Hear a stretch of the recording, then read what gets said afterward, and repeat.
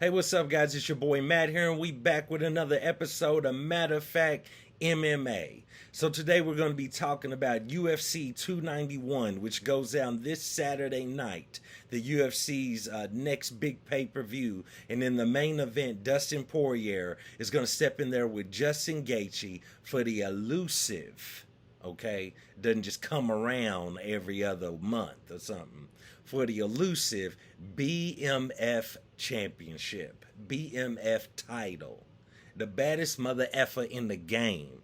And if you've been watching my videos for a while, you know your boy don't say a whole lot of bad words, because eventually I'd like to make 3 cents off of one of my videos. So nevertheless, we're going to keep it moving past that. So what I'm going to do for this show, because it's a huge show, I think it has a lot of intriguing fights, we're going to break it up into a few parts over the course of a few different videos. That way you don't have to sit around and watch your boy Matt talk for like 45 minutes, and you can, get in and get out and get on about your day. So first we're going to start with, of course, the main event, Justin Gaethje versus Dustin Poirier for the BMF championship. So when you take a look at this, Dustin has had the more recent loss, being to Charles Oliveira. So that's that. And coincidentally, the last person to beat Justin Gaethje is also going to be Charles Oliveira. So, they both kind of share common ground there. These two have fought before. This is a rematch. The first one, Dustin Poirier won. So, when you're looking at this fight, I gotta say, this is going to be interesting, because when these two fought the first time, I feel like Justin Gaethje was just figuring out how his style was going to work in the UFC. I believe he was really figuring out how is this berserker, wild man, barbarian kind of style, this Conan the Barbarian style, how is this going to work in the UFC? And I think he was putting the pieces together. While at that time, I think Dustin Poirier had a lot to prove, and he was on his run to get his first title shot. At that time, it would eventually be against Khabib. I think he had a lot more to prove at that time. He had a lot more fire than what Justin Gaethje had, because Justin Gaethje was still trying to figure his style out. At that time, Dustin already knew his style. So when we fast forward to now, you got both men. Okay, so we got Dustin Poirier, who's already been the interim lightweight champion. But if you didn't know, now you know, Justin Gaethje has now been the interim lightweight champion as well. Both men have fought for the championship, twice. Justin Gaethje fought Charles Oliveira for the championship, as well as he fought Khabib for the championship.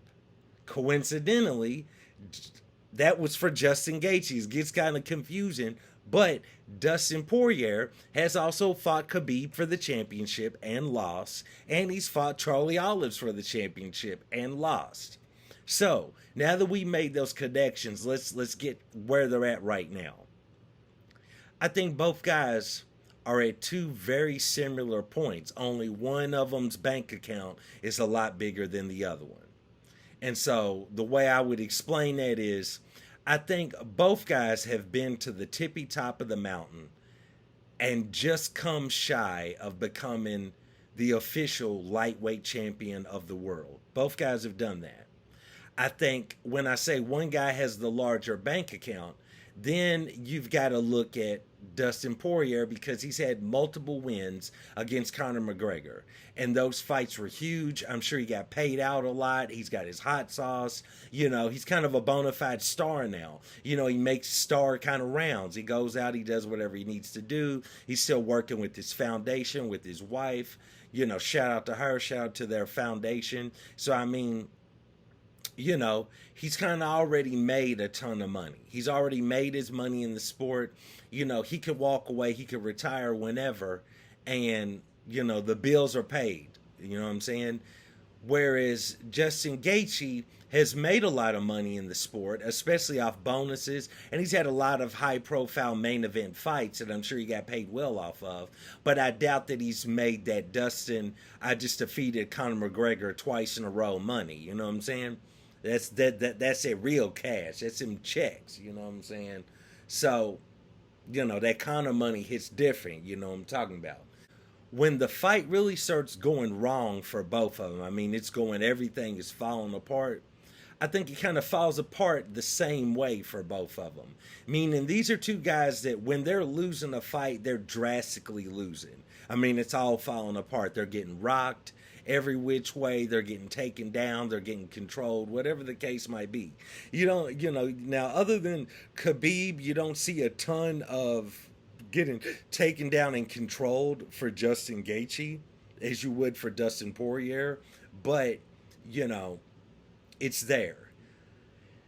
I think at the end of the day, I'm going to have to go along with Poirier just because I think that Poirier has been there so many times. I think he's had a lot more downs in his fight career compared to Justin Gaethje. I feel like Gaethje's had a lot of down moments in his career, but when you're talking about Poirier, I think Poirier has had more lows in his career than Gaethje. Therefore, I feel like Dustin definitely knows that he's making his stand now. He wants to try to get to the top of the mountain, or at least, be in the same breath as a lot of the greats at lightweight. And that's what he's out there still trying to prove. Whereas I feel as Gaethje, while he is trying to prove that he's, one of the greats at lightweight, doesn't really feel like it really means as much for him. It seems to me that Gaethje is more looking for a challenge. Like, he wants to be able to be challenged. Like, he really seemed like he truly enjoyed that fight with Fiziev because he wanted that challenge of fighting Fiziev and knowing that he could beat Fiziev.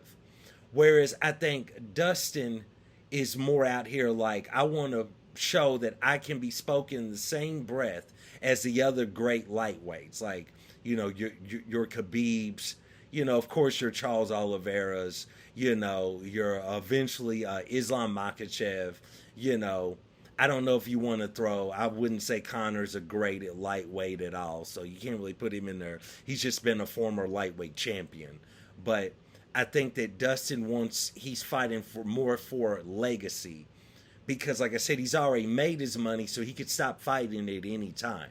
And I think he's fighting more for legacy. And I think at this stage in both men's career, I believe that sentiment is what is pushing Dustin more to go out there and fight it out. So if either man gets into, because both men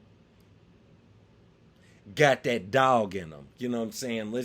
That dog is present in both men. We already know that. That dog, the doghouse is right outside the back door of both of these men's home, is what I'm saying. You know what I'm saying? So, at this point, I feel like Poirier might want it slightly more because it's based out of legacy. And so, if Poirier is in a bad spot in this fight, and Justin is dogging him out, and he's in a bad spot, I feel that can propel him to keep pushing to go ahead and win the fight. Whereas I feel like if Justin Gaethje is while he has that dog in him, if he's in a bad spot in this fight, I think in the back of his head knows he's still got some more fights in him. You know what I'm saying? He hasn't been fighting in the UFC for as long as Poirier has. So I think he realizes if I do go out here and I lose to Poirier, I'm still there at the top of the lightweight division, and I can still move forward. Whereas Poirier, I mean, if you're not going to give him a title shot soon, I could see Poirier, just kind of lingering there. Because he doesn't seem to be quite as intrigued by, I want to fight the absolute best guys to test my skill and show you that I'm a warrior, which is where I believe Gaethje is at in his career. So in this fight, I got to go along with Dustin Poirier in the main event for the BMF championship. And then, I mean, if he goes out there and beats Gaethje, I mean, you got to set him aside and let him wait it out, see who wins between Islam and Charles Oliveira. If Islam wins that fight, if he goes back and he fights Volkanovski again, then maybe Poirier gets the winner of that. Who knows? But if he goes out there and beats Justin Gaethje, Poirier needs to wait for a title shot, in my opinion. So that's my pick, for that main event fight. Now let's go. Let's jump on down to the co-main event. I believe this is a co-main event. It should be if it's not. Poatan, Alex Pereira stepping in there, 205 pounds against Jan Blachowicz. Oh, Jan Blachowicz. Polish power, legendary Polish power, you know what I'm saying? One of my commenters talked about in one of my previous videos how Jan Blachowicz comes out there with that rope, you know what I'm saying? And let me tell you, when you see, no disrespect, but when you see a white man walk towards you with that rope, your eyes get big. You're like, oh Lord, what's about to happen here? That's the type of fear Jan Blachowicz instills in people. No disrespect to Jan Blachowicz, because that's not what that's about. That's that legendary Polish power rope, you know what I'm saying? But nevertheless, in the co-main event, Alex Pereira steps in there against Jan Blachowicz. So when I think about this fight, to me, I feel like, personally, I'm going to pick Alex Pereira. I'm going to pick Poatan to go in there and defeat Jan Blachowicz. However, I don't think it's just a runaway. I can't just see it being like a runaway fight.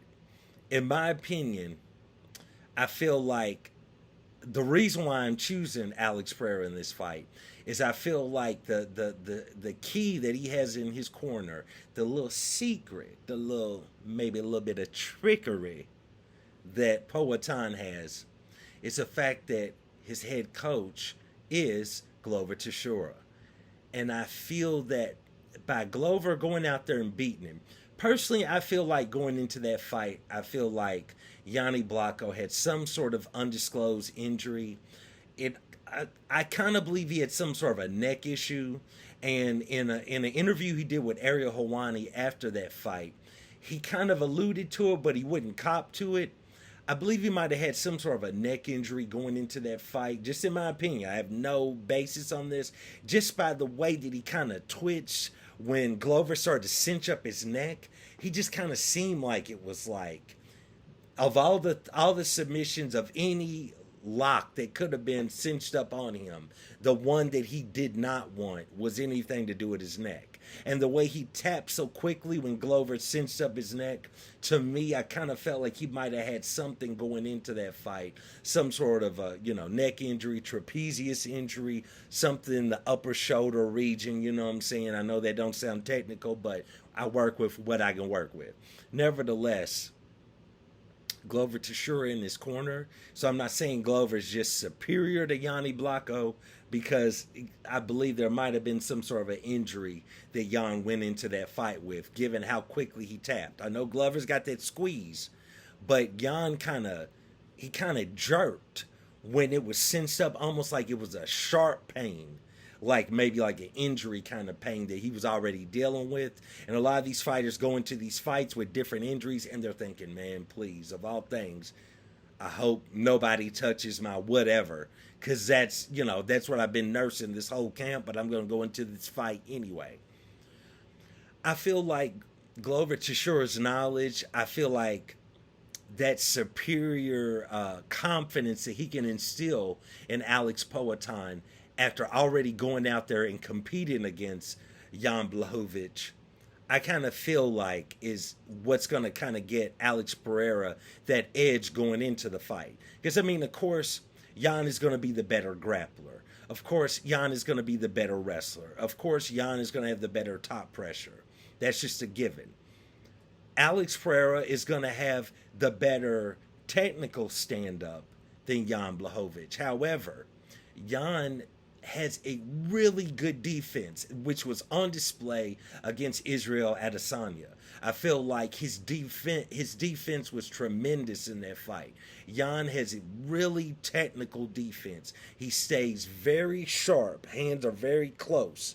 Not a lot of movement. He moves his one like this. He doesn't open up too much. He's not an open striker. He stays very technical with his defense, as my phone falls on the ground. He stays very technical with his defense. and he blocks and sees a lot of shots. He has tremendous vision. He's able to see a lot of shots coming and then gauge it and block. So that is in his favor. I would still say Alex has the more technical striking, but Jan Blachowicz has that Polish power. So we're talking about matching power with power. You know what I'm saying? Like I spoke about in previous videos, Alex Pereira comes in there with that left hook of doom. You know what I'm saying? He comes in with that left hook that literally, it's like watching when they explode an enormous building in like a movie. Like in one of the Mission Impossible movies, they explode, like they made the Vatican explode. That's kind of how Poatan's left hook is. Like if he hits that, bro, it levels everything. I'm surprised that when he hits somebody with it, it not only levels his opponent, if it doesn't level the referee and knock out the whole side of the octagon. You know what I'm saying? That's the power of Poatan. Meanwhile, Jan Blachowicz got that legendary Polish power. Shattered Luke Rockhold's jaw. Whole jaw fell off when he defeated him. You know what I'm saying?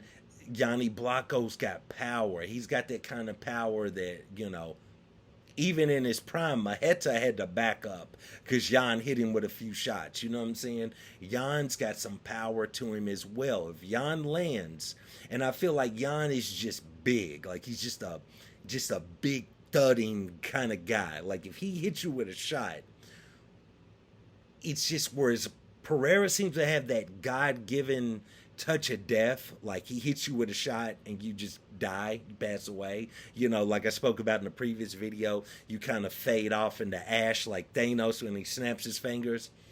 Jan has that big thudding power. Like when he hits you with a shot, it's almost like his bones are like like an aluminum baseball bat. You know what I'm saying? So he's just a heavy guy. So when he hits you with a shot, it thuds. It radiates through your body. It reverberates. I'm pulling out tremendous words for a guy from Kentucky. You know what I'm saying? Bro, he hits you with that thudding power. But I believe that if it stays standing at all, Pereira quickly can shut out Jan Blachowicz lights. I feel like he can quickly do it. I think Pereira's leg kicks won't be as much of a factor because Jan is tremendous at checking leg kicks. He just literally throws his whole lower limb out there and lets it get hit. But it's so thudding and so solid, like I'm talking about, that it wouldn't shock me if someone ever got like a leg snap off of a leg kick on Jan Blachowicz. Because he's just solid, so he's very good at checking leg kicks. But I don't know if he's going to have the wherewithal or the stamina to go out there and do a complete and total wrestling, grappling-based fight against Alex Pereira. So honestly, I'd have to go ahead and go along with Alex Pereira in this fight. I wouldn't be shocked if Blachowicz takes it, but I'm going along with Alex Pereira. I think Alex Pereira is eventually going to catch him. I don't think it's going to... If Pereira wins, I don't see it going to the third round. I see Pereira probably finishing it probably in the second. I don't think he'll get him out in the first, but probably in the second. But we will see. But my pick for the main and the co-main event of UFC 291 is going to be... For the BMF title, Dustin Poirier, the Diamond, goes out there and defeats Justin Gaethje to become the BMF champion. And I believe Alex Pereira will go out there and defeat former light heavyweight champion Jan Blachowicz in the co-main event. So those are the only two fights we're going to touch on today. Those are my picks. We're going to see how it's going to go. I appreciate everyone for watching these videos. I really thank you. All the good feedback and everything that I get from people about, what I'm trying to build here. If you can, please like, subscribe, comment, please. It would be much appreciated. I'd like to try to get some sort of traffic going in this algorithm. I really appreciate everything, and I want to thank you for joining me for another episode of Matter of Fact MMA. And I'll be right back with you with another video. We're going to break down probably the next 3 or 4 fights going down the card. Until then, I'll check you next time. Peace.